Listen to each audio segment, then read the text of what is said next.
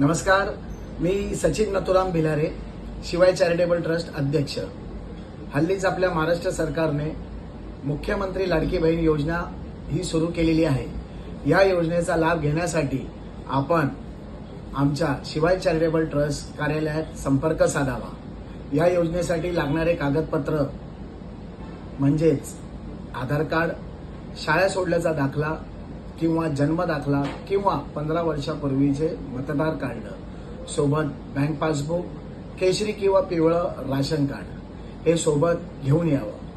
त्याचबरोबर कार्यालयात येण्यापूर्वी आपण 7977004168 मी पुन्हा रिपीट करतो 7977004168 ह्या मोबाईल क्रमांकावर फोन करावा व आपली अपॉइंटमेंट बुक करावी।